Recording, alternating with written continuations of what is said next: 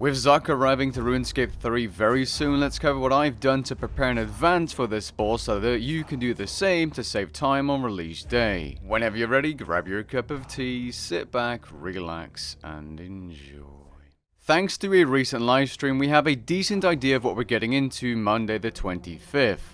A solo, wave-based boss that has both a normal and a hard mode. Thankfully, just like many other boss releases, it will be a free death week, so there's no need to bring a Ring of Death in your PVM preset for this boss. I'll be going over my first attempt preset and what I've done to prepare for this boss after I cover what we know about 1/4 or maybe 1/3 of the waves, thanks to both the trailer and livestream combined. The first wave has 5 melee golems which are easily killed with magic and 2 prey draining birds. These prey draining birds are probably a buffed up version of the ones in the fight caves. It's worth noting that Mod Rabin, the player you're watching on screen now, is not using overloads and he is using tier 90 weapons and Pernix armor.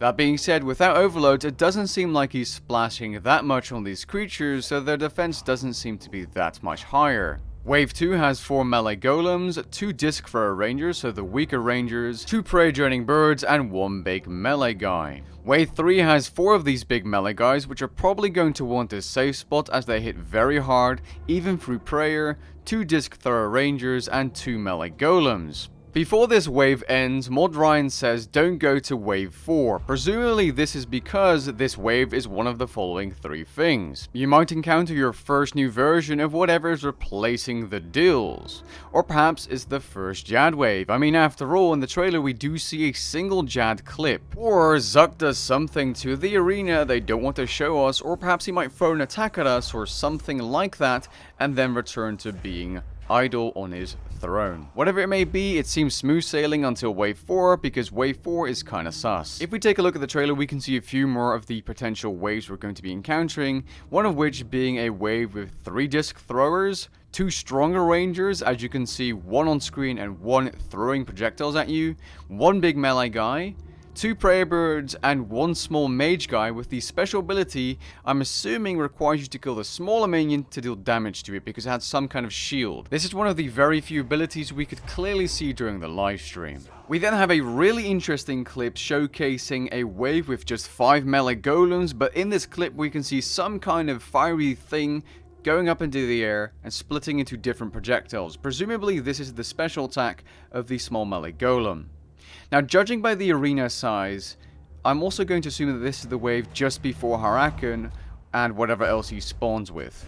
It only seems logical that the arena is smaller, just like the fight kiln. And in the fight kiln, just before 2 or actually 3 of the Jad waves with 1 deal exception, you have a wave of enemies from just a single type. Now, if this is the wave just before Harakan, those tentacles are going to shred you apart because there's no real place of hiding from tentacles from the other side because the arena is really small, even smaller than the fight kiln. Now in the trailer we see one very exciting clip showing 2 Jads attacking at the same time.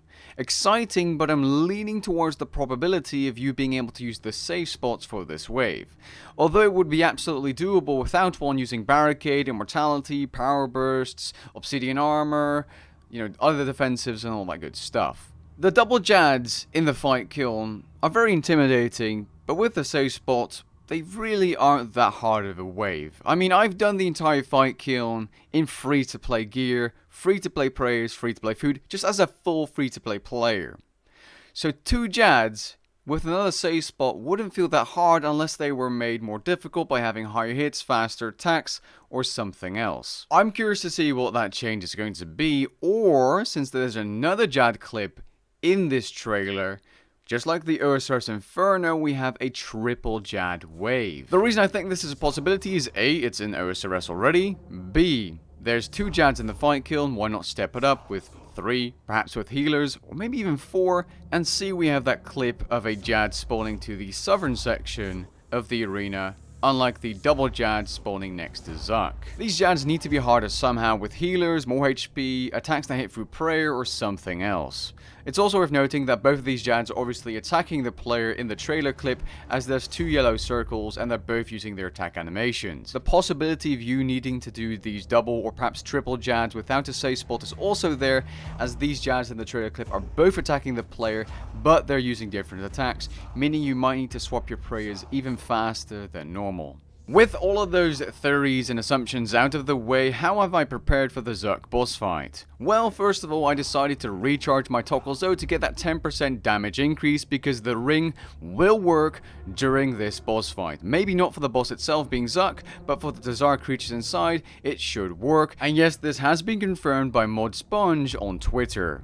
Next up, I went to the fight cauldron, grabbed some obsidian shards by quickly doing some waves, and I repaired my obsidian armor completely, as I'm going to be using that for my presets, which you'll be seeing very soon.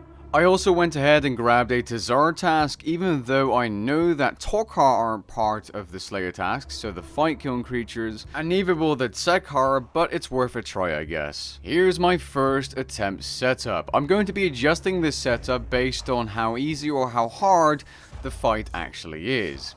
If I don't need food, I'm just going to remove my yak, use a ripper, soul split most of it, and simply use more switches.